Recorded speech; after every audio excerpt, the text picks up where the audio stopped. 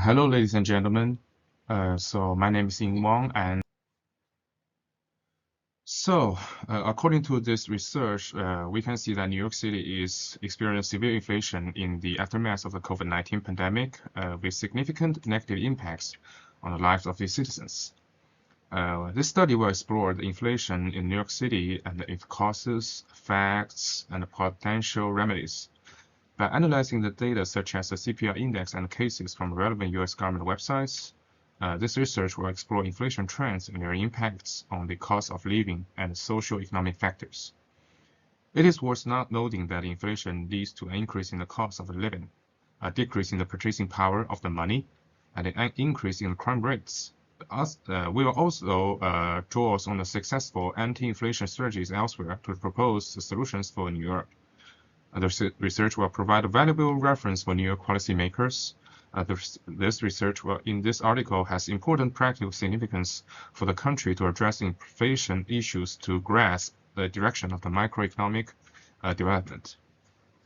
So our research introductions, and we can see that there are severe inflation impact New York City for the post-COVID-19 pandemic, and it will also have the significant negative influences noted that lives of the New York City citizens. The purpose of our research is the exploration of the inflation in New York City. We will discuss its causes, effects, and potential remedies, and we will use the data analysis to explore the consequences of the New York City inflation, and we will finally discuss the practical significance of this research. So first we'll discuss the motivation of the research, and we can see that severe inflation impact New York City after COVID-19 areas may cause social instability. It will also cause wealth inequality and rising unemployment. New York is now a global financial and business center. The inflation also may cause a huge impact on the U.S. and global economies.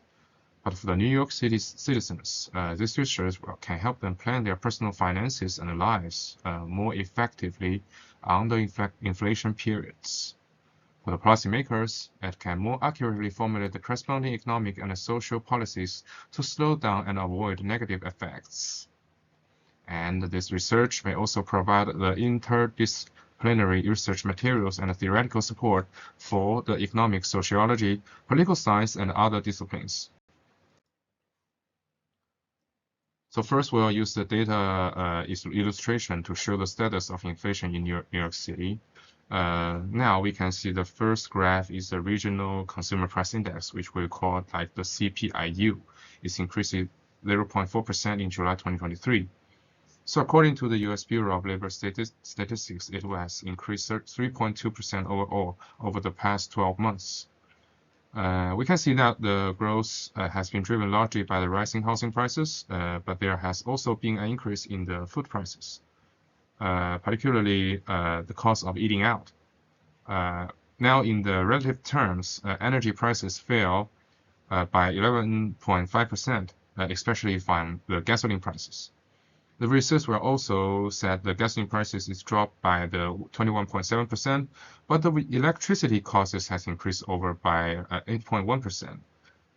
The prices for other consumer goods, such as the new and used cars and clothing, also rose.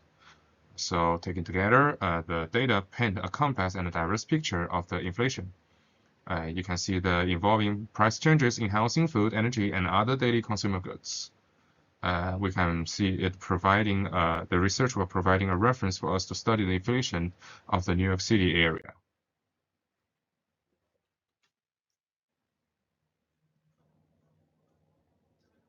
We also use a case description to discuss for the discuss our results, and we now use the 3 cases to discuss it. The first is the residents under the multiple pressures of the highest inflation in 4 decades. So in the CBS New York July 13, 2022 news, it will reveal the impact of the U.S. inflation reaching a 40-year high, especially in New York City residents. According to the U.S. Department of Labor, the consumer prices rose 9.1% year over year, the fastest increase since 1981. So this upsurge raises many socioeconomic questions. How supermarkets respond to the rising costs, how residents make ends to meet under the pressure of soaring rent and food prices, then how these pressures exacerbate the social inequality. Several New York residents and experts were quoted in the news, including West Side residents Kevin Sather and Anna Gozeks, as well as the New York City broker Bill Kovalchuk and financial policy expert Michelle Bain, Germany. They analyzed this issue from daily life and a professional perspective, respectively. The nonprofit City Harvest reported a 36% increase in the food pressure and food insecure residents than before the inflation outbreak. So this series of the changes and shocks provides a comprehensive but condensed overview of the inflation situation. There are also some office vacancies right there because declining office occupancies lead to approximately $12 billion in annual lost economic activity. It will affect the various sectors. And next is the reducing purchasing power. There are some cases indicate that inflation reduces the purchasing power right now, especially for the normal goods, commodities, and the goods that people use more daily. And the purchasing power of the $15 minimum wages is already becomes $13 right now. It will reported by the comptroller Brad Lander's latest report.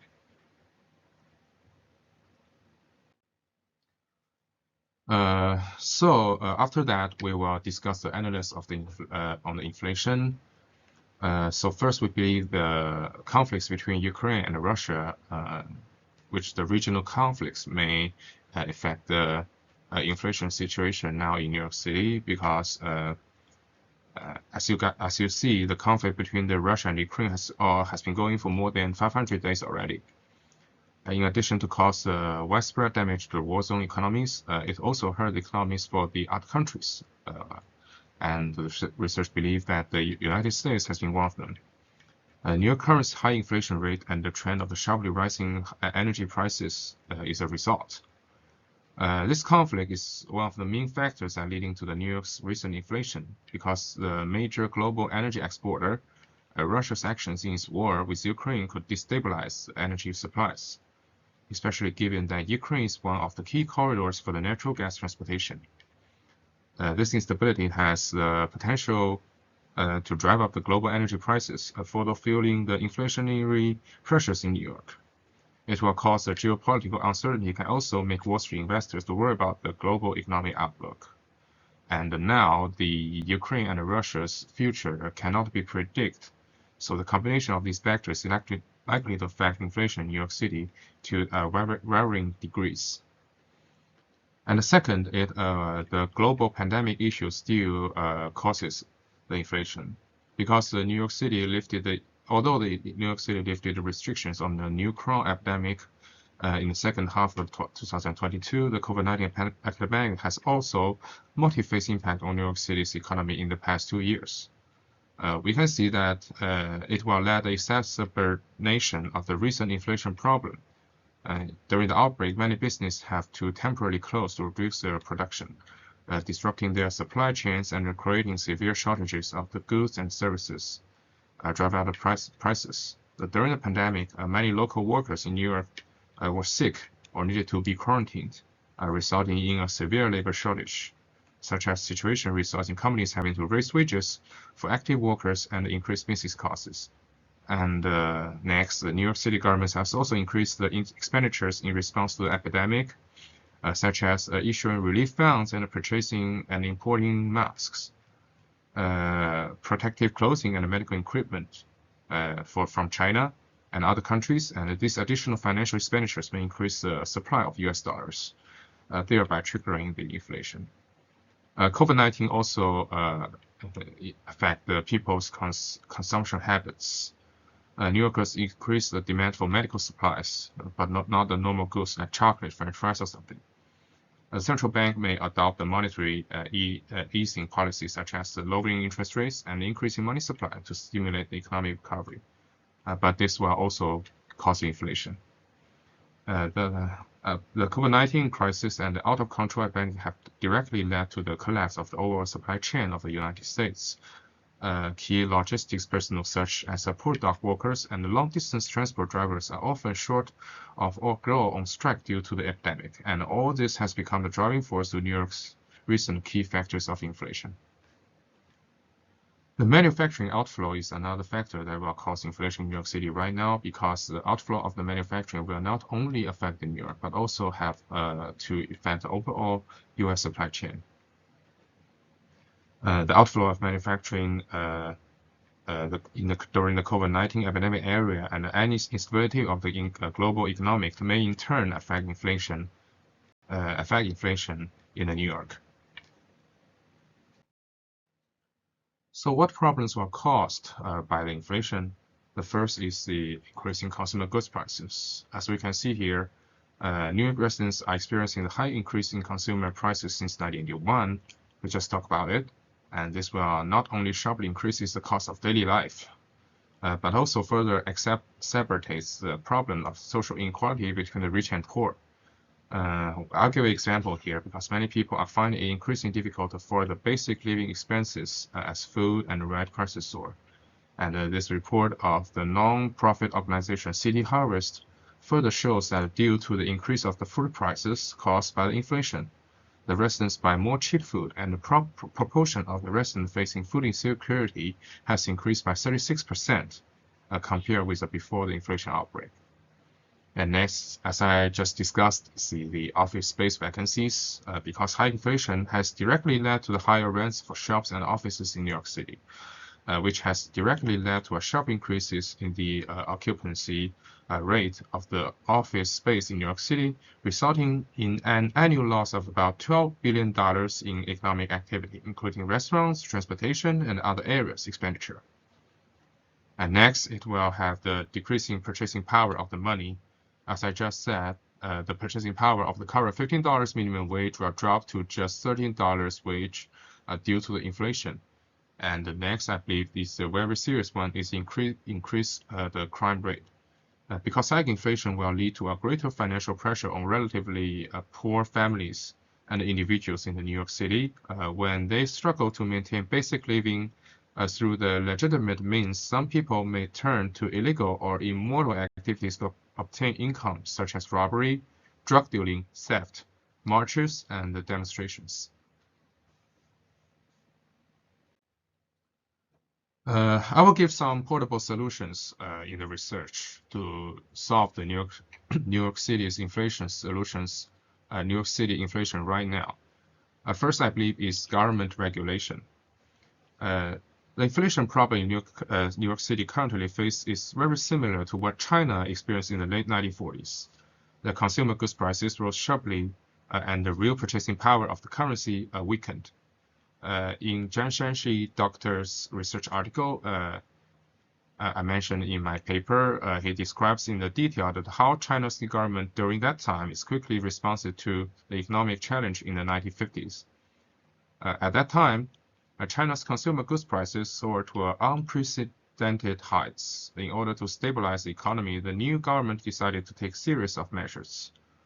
First, it concentrated most of the national revenue to the central government to ensure that the financial resources were used to a maximum extent.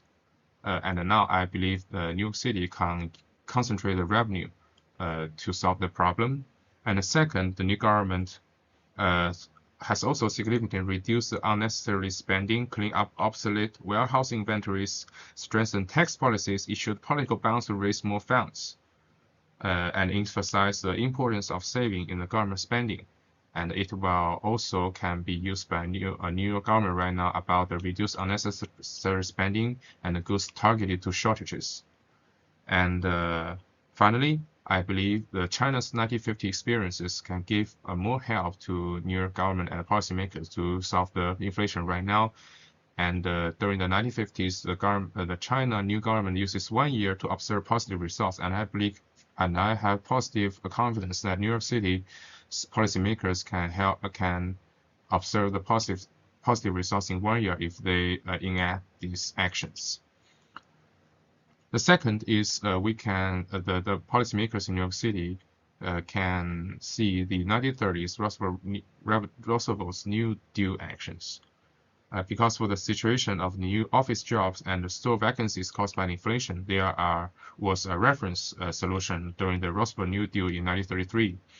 In the article State Capacity and Economic Intervention of the Early New Deal, the authors talk about how the Roosevelt President's New Deal addressed such problems during the Great Economic Crisis in New York. The Roosevelt's New Deal took a variety of measures to address the problem of store closings.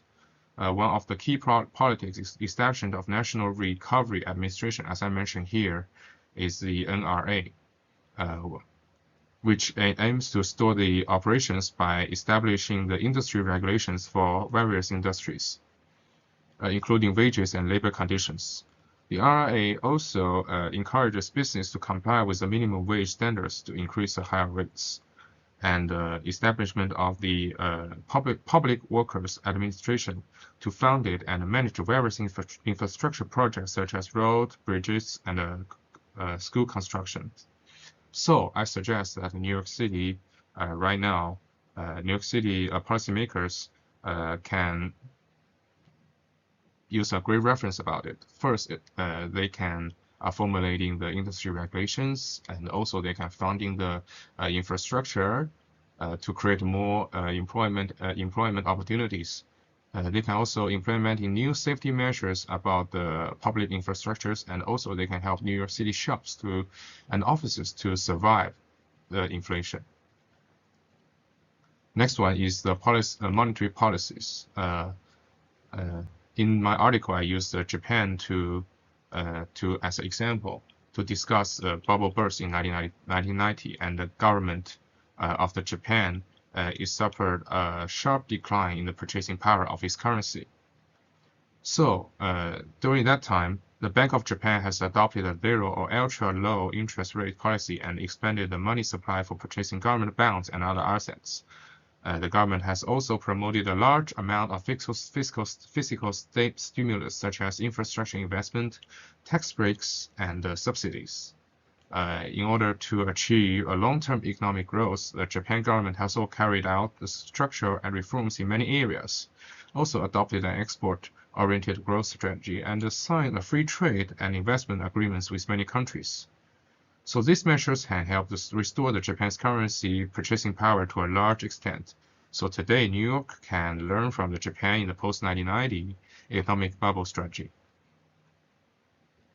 Specific recommendations include adopting the loose monetary policies and lowering the interest rates through the Federal Reserve Bank to stimulate investment and consumption, promoting a large-scale infrastructure investment, such as infrastructure construction to promote employment and economic growth, implementing in the areas such as labor market, agriculture, and incorporate governance structural reforms, encouraging New York businesses to expand exports to enhance their global competitiveness.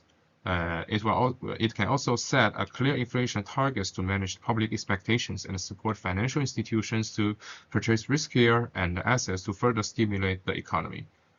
Although the stimulation between New York and Japan is still different today, these measures will help New York under inflation solve its low purchasing power problem to a certain extent. Finally, lower the crime rates. The Gary Baker in detail relationship between the inflation and crime in 1960 article can give a great reference about it. And it can be concluded that the crime risk control in the United States addressing the high crime risk during the periods of inflation often requires a combination of the strategies. So I believe to solve this problem, first it will create more employment. To give people more employment opportunities, they can have money to buy the food and supplies, and they will not do more crime actions.